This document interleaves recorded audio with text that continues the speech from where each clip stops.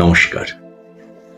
আমরা এর আগে 12টা পর্বে ঈশ উপনিষদ নিয়ে বিস্তারিত আলোচনা করেছি। এবার আমরা শুরু করব কেন উপনিষদ।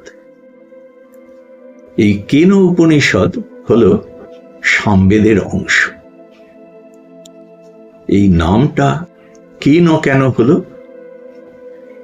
উপনিষদ শুরুই হয়েছে এই প্রশ্ন দিয়ে, কেন মানে আমরা বাংলায় বলি কেন, তা নয়, হোয়াই ইংরেজিতে হোয়াই তা নয়। কেন মানে হু অ্যাম আই বা হু আর উই, আমরা কে, এই হচ্ছে মূল প্রশ্ন। সেই মূল প্রশ্ন থেকে এই উপনিষদের শুরু। তো এই উপনিষদ, সমস্ত উপনিষদে যেমন প্রার্থনা থাকে, এই উপনিষদও প্রার্থনা দিয়ে শুরু হয়েছে। অসাধারণ সব প্রার্থনা উপনিষদের, সব উপনিষদেই আছে। এই উপনিষদেও সেই যে প্রার্থনা দিয়ে শুরু হয়েছে, আমরা সেইটা দিয়ে আলোচনা করি। উপনিষদে ঋষি পুরুষ প্রার্থনা করছেন, শান্তি পাঠ বলা হয় যাকে। ওম আপ্যায়ন্তু মমাঙ্গানি বাক প্রাণশ্চক্ষু শ্রোত্রমথ বলমিন্দ্রিয়াণি চ সর্বাণি। আবার পড়ি, ওম আপ্যায়ন্তু মমাঙ্গানি বাক প্রাণশ্চক্ষু শ্রোত্রমথ বলমিন্দ্রিয়াণি চ সর্বাণি সর্বং ব্রহ্ম উপনিষদম মা অহং ব্রহ্ম নিরাকুর্যাং মা ব্রহ্ম নিরাকরোৎ অনিরাকরণমস্তু অনিরাকরণম মে অস্তু তদাত্মনি নিরতে য উপনিষৎসু ধর্মাস্তে ময়ী সন্তু তে ময়ী সন্তু। ওম শান্তি শান্তি শান্তি। এই যে উপনিষদের শুরুতে ঋষি পুরুষ প্রার্থনা করছেন কাকে? সেই ওম স্মরণ করে। ওম কি? আমরা জানি ওম হলো সেই পরম ব্রহ্ম চেতনা, পরমেশ্বর। তারই এই স্পন্দন দিয়ে, যা মূল স্পন্দন, সমস্ত শব্দের উৎস। শুধুই শব্দের উৎস নয়, শব্দ হলো স্পন্দন। এই স্পন্দন থেকেই বিশ্ব ব্রহ্মাণ্ডের সৃষ্টি। এই যে প্রকাশিত বিশ্ব, তার সৃষ্টি হলো এই স্পন্দন থেকে। সেই স্পন্দনের মূল স্পন্দনটি হলো ওম। ওম আবার ব্রহ্মের প্রতীক। আমরা বহু জায়গায় দেখেছি, আমরা কঠোপনিষদে দেখেছি, নচিকেতাকে যমরাজ সেই আত্মতত্ত্ব অর্থাৎ পরম ব্রহ্মতত্ত্ব বোঝাতে গিয়ে বলছেন যে তুমি ওঙ্কার করো, ওঙ্কারের দ্বারাই তুমি সেই ব্রহ্মচেতনায় আসবে। তাই আমরা জানি আমাদের সমস্ত মন্ত্রই এই ওঙ্কার দিয়ে শুরু। এই প্রার্থনা বা শান্তিপাঠ তাও ওঙ্কার দিয়ে শুরু। ওম আপ্যায়ন্তু মমাঙ্গানি বলে সেই পরম যে চৈতন্য সত্তা, পরমেশ্বর বা ইষ্টদেব, আমরা আজকে বলি ইষ্টদেব। এই উপনিষদের সময় এইভাবে ইষ্টদেব ঠিক ছিল না, কিন্তু পরম চৈতন্য সত্তা, পরমেশ্বর, এই ব্রহ্ম, এইগুলি, এই শব্দগুলি বা এই ধারণাগুলি খুবই পরিষ্কার ছিল। সেই ব্রহ্ম চেতনার কাছে, পরম চেতনার কাছে প্রার্থনা করছেন আপ্যায়ন্তু মমাঙ্গানি, অর্থাৎ আমার যেন এই যে সাধনা করতে গেলে, এই পরম জ্ঞান অর্জন করতে গেলে শরীর এবং সব কিছু সুস্থ থাকার দরকার। তাই প্রার্থনা করছেন যে আমার যেন সমস্ত শরীর সুস্থ থাকে, সুন্দর থাকে, এই জ্ঞান অর্জনের জন্য যেন উপযুক্ত থাকে। শুধু শরীর নয়, বলছেন কি, বাক প্রাণশ্চক্ষু শ্রোত্রমথ বলমিন্দ্রিয়াণি চ সর্বাণি, অর্থাৎ সমস্ত কিছু, আমার বাক্য, আমার শ্রবণ শক্তি, আমার যা কিছু বলম ইন্দ্রিয়াণি, যা কিছু আমার ইন্দ্রিয়ের যা কিছু শক্তি, সব কিছু যেন সঠিক থাকে, সুস্থ থাকে বলে প্রার্থনা করছেন পরমেশ্বরের কাছে। তারপর কি বলছেন? বলছেন সর্বং ব্রহ্ম উপনিষদ। এই যে বাক প্রাণশ্চক্ষু, সমস্ত অঙ্গ সবই তো বিশ্ব ব্রহ্মাণ্ড, সবই ব্রহ্মের সৃষ্টি, সবই ব্রহ্ম। এগুলি ব্রহ্মের বাইরে কিছু নয়। এবং সর্বং ব্রহ্ম উপনিষদম, এই সমস্ত ব্রহ্ম উপনিষদম, অর্থাৎ এই উপনিষদ, এই ব্রহ্ম জ্ঞানের মধ্যে সেই চেতনার কথাই বলা হয়েছে, যে চেতনার অংশ, যে চেতনা থেকে সৃষ্টি আমাদের এই সমস্ত দেহ, মন এবং ইন্দ্রিয়গুলি, সেই সম্পর্কে বলছেন মা অহং, মা অহং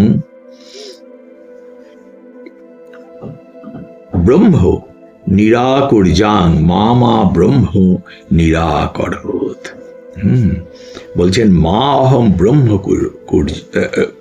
ব্রহ্মকুর্যাম, অর্থাৎ আমি যেন কখনো এই ব্রহ্ম চেতনাকে অস্বীকার না করি। আমি ব্রহ্মজ্ঞান চাইছি।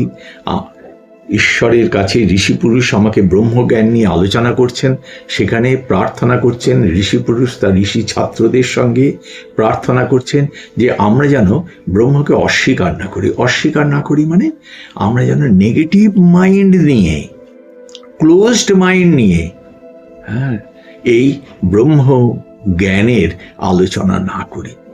জ্ঞান অর্জন করতে হলে আমরা যেন উদার মনে, উন্মুক্ত মনে এই আলোচনা করি। তার জন্য ঋষি পুরুষ খুব সুন্দরভাবে ভাষা দিয়ে বলছেন আমরা যেন ব্রহ্মকে অস্বীকার না করি। মানে প্রথমেই যদি আমি মনে করি না এসব কিছু হতে পারে না, এক সম্পূর্ণ বিরুদ্ধ মনোভাব নিয়ে যদি আমি জ্ঞান অর্জনের চেষ্টা করি, তাহলে জ্ঞান অর্জন আমাদের হবে না। সব স্বীকার করার কোনো দরকার নেই, কিন্তু উন্মুক্ত মনের দরকার। সেই আমাদের মন যেন উন্মুক্ত থাকে। মা অহং ব্রহ্ম নিরাকুর্যাৎ, অর্থাৎ এই ব্রহ্ম সম্পর্কে আমাদের মনে যেন কোনো বিরুদ্ধ চিন্তা না থাকে, উন্মুক্ত চিন্তা থাকে। আর কি বলছেন?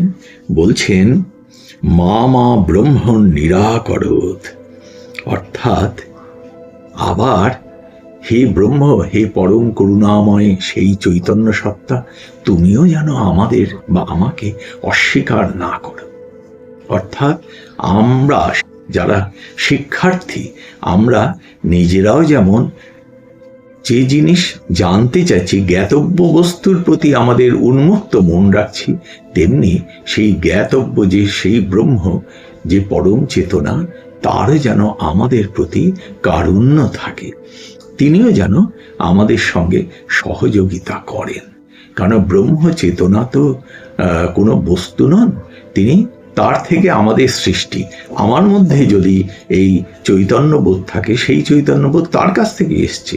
তাই সেই পরম চৈতন্যের কাছে আমি প্রার্থনা করছি, তিনিও যেন আমার প্রতি দয়ালু হন, করুণাঘন হন, যাতে আমি এই জ্ঞান আহরণ করতে পারি এবং যাতে এই জ্ঞান উপলব্ধি করতে পারি।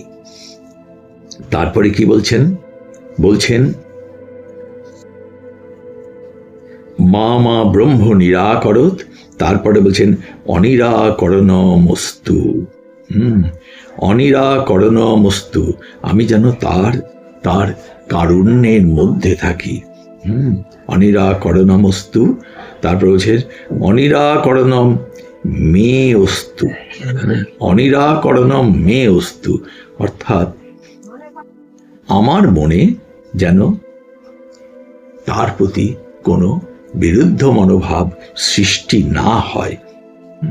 তদাত্মনি নিরতে য উপনিষৎসু, তদাত্মনি নিরতে য উপনিষৎসু, অর্থাৎ এই জ্ঞান যেন আমি নিজের মধ্যে উপলব্ধি করতে পারি, আমি যেন অ্যাসিমিলেট করতে পারি এই জ্ঞান।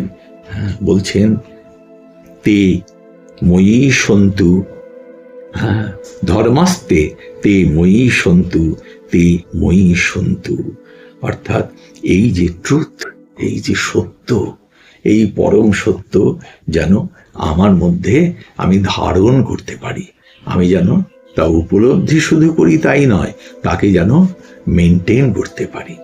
তারপরে আমাদের সমস্ত প্রার্থনার শেষে ওম শান্তি শান্তি শান্তি, সেই ব্রহ্মকে চিন্তা করে শান্তি প্রার্থনা করি। 3 বার কেন করি আমরা সবাই জানি, যে 3 রকমের আমাদের আপদ বিপদ হয়। সেই 3টি রকম নিয়ে আমি আর বিস্তারিত আলোচনা করছি না। হ্যাঁ, সেই শান্তি আমরা প্রার্থনা করছি। তাহলে উপনিষদ শুরু হচ্ছে কিভাবে? উপনিষদ শুরু হচ্ছে আমরা প্রার্থনা করছি পরম চৈতন্য সত্তার কাছে, যেন আমাদের শরীর, দেহ, মন সমস্ত সুস্থ থাকে। আমরা যেন এই যে দেহ মন যা এই ব্রহ্ম থেকেই সৃষ্টি, ব্রহ্ম এবং উপনিষদে যা নিয়ে বিবরণ দেয়া হয়েছে তা যেন আমরা সঠিকভাবে ধারণা করতে পারি। আমাদের মন যেন উন্মুক্ত থাকে এই জ্ঞানের জন্য। কেন উপনিষদের আলোচনা খুব গভীর আছে। যে কোনো আলোচনায়, যে কোনো জ্ঞান অর্জনের জন্য মনে যদি উন্মুক্ত ভাব না থাকে, তাহলে সেই জ্ঞান অর্জন করা যায় না। সুতরাং প্রার্থনা করছি যেন আমাদের মন উন্মুক্ত থাকে। আবার সেই সঙ্গে সেই পরম ব্রহ্মের কাছে প্রার্থনা করছি তিনিও যেন আমাদের প্রতি করুণা ঘন হন, যাতে আমরা এই ধারণাকে উপলব্ধি করতে পারি, সহজভাবে বুঝতে পারি, এবং এই সত্যকে যেন আমরা নিজের মধ্যে উপলব্ধি করি এবং স্থায়ীভাবে এই সত্যে প্রতিষ্ঠিত হতে পারি। করে শান্তি প্রার্থনা করছেন। এইখানে এই যে প্রথম যে এই যে শান্তি পাঠটা হলো, এই শান্তি পাঠটা আমরা যদি লিটারালি দেখি তাহলে মনে হয় যেন আমি করে বলা হয়েছে। তো আমার মনে হয় আমরা উপনিষদে অনেক শান্তি পাঠী বা প্রার্থনা দেখেছি আমরা বলা হয়েছে।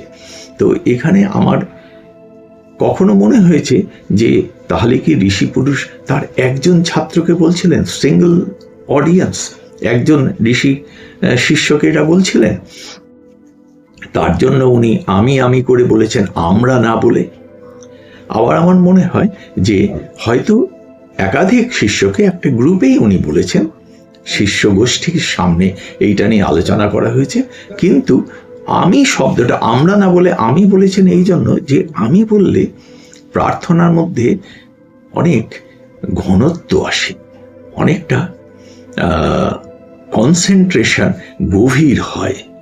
যেমন আমরা এই সূর্যের আলো একটা ম্যাগনিফাইং গ্লাসে ভেতর দিয়ে যদি পাস করাই, তখন কি হয়, তখন সেই রশ্মিগুলি কনসেন্ট্রেটেড হয়ে যেমন খুব জোরালো হয়, তেমনি একটা পয়েন্ট থেকে আমরা যখন ইন্ডিভিজুয়ালি আমরা সবাই মিলে এক কাজ করব বলে প্রার্থনা করি, সেই প্রার্থনাও খুব ভালো।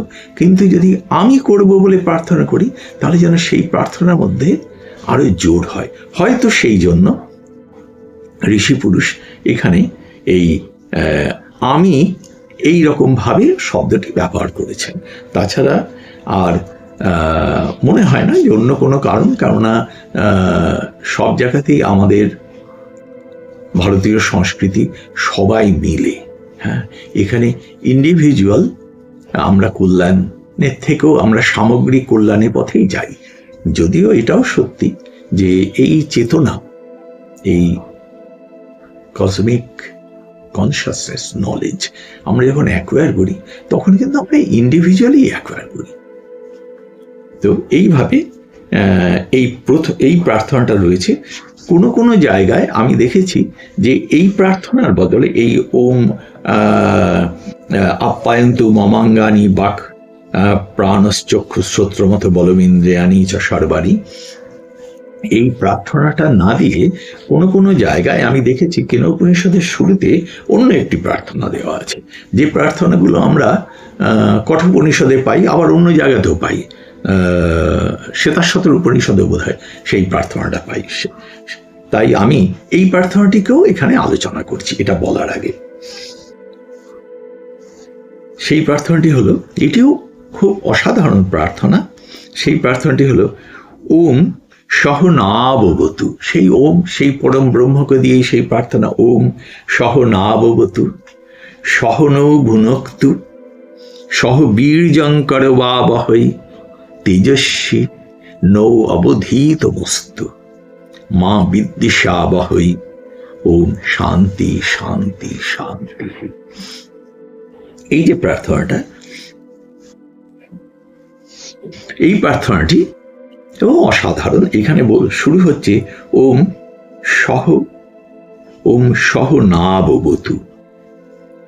এটা কিন্তু জয়েন্ট প্রার্থনা। এখানে ঋষি পুরুষ প্রার্থনা করাচ্ছেন তার সমস্ত ঋষি ছাত্রদের নিয়ে যে আমরা সবাই যেন একই সঙ্গে এবং সহ নাববতু, আমরা সবাই যেন একই সঙ্গে এই যে জ্ঞান অর্জনের চেষ্টা করছি তাতে আমাদের যেন ঈশ্বর পরম চেতনা চৈতন্য শক্তি আমাদের সমস্ত বাধা বিপদ থেকে রক্ষা এবং সহনাবতু, সহনৌ অবতু, আমাদের সবাইকে একসঙ্গে রক্ষা করুন। তারপরেরটা কি? পরের প্রার্থনা সহনৌ ভুনক্তু। এই যে জ্ঞান অর্জনের প্রচেষ্টা, এই ফল যেন আমরা সবাই পাই। আমি একা পেলাম তা নয়, সবাই। আমরা যেমন আগের প্রার্থনায় আমি বলেছিল, কিন্তু সেখানে আমার ধারণা যে সেই আমিটা প্রার্থনার জন্য একসঙ্গে সবাই নিজের কথাই বলছে। এখানে সবাই একসঙ্গে সবার কথা বলছে। সহনৌ ভুনক্তু, অর্থাৎ আমরা সবাই ভুনক্তু, আমরা সবাই যেন এনজয় করি, সবাই যেন একসঙ্গে এই জ্ঞানের ফল উপভোগ করি, কেউ যেন এখান থেকে বিচ্যুত না হয়ে যায়। তারপরে কি বলছেন সহ বীর্যঙ্কর ওয়াবহৈ, অর্থাৎ আমাদের সকলের যেন শক্তি সামর্থ্য হয়। এই জ্ঞান অর্জনের জন্য শক্তির দরকার। সাধনা শক্তি ছাড়া হয় না। যথেষ্ট একাগ্রতার সঙ্গে, নিষ্ঠার সঙ্গে, অত্যন্ত পরিশ্রম সাপেক্ষ এই জ্ঞান অর্জন। হঠাৎ আকাশ থেকে বৃষ্টি পড়ার মতো এই জ্ঞান অর্জন আমাদের হয় না। এই জ্ঞান অর্জন সাধন সাপেক্ষ। আমরা মুন্ডক উপনিষদের একটি কথা এখানে মনে পড়তে হবে। মুন্ডক উপনিষদে এক জায়গায় আছে যে নায়মাত্মা বলহীনেন লভ্য, নায়মাত্মা বলহীনেন লভ্য নচ প্রমাদাত তপস্য বা অপি অলিঙ্গা, তপস্য বা অলিঙ্গা।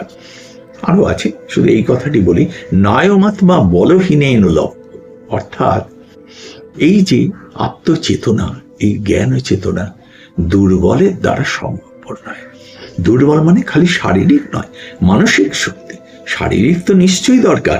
আমরা ঠিক আগের যে প্রার্থনা মন্ত্রটি সেই যে আমরা পড়লাম যে ওম আপ্যায়ন্ত মমাঙ্গানি, আমার অঙ্গসমূহ যেন সুস্থ সবল থাকুক।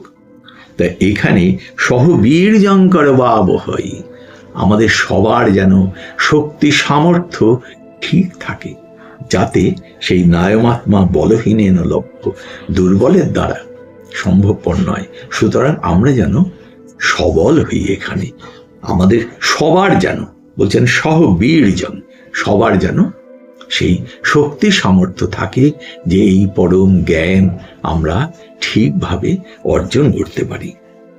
তারপরে কি বলছেন তেজস্বী নাবধীত বস্তু, তেজস্বী নৌ অবধীত বস্তু।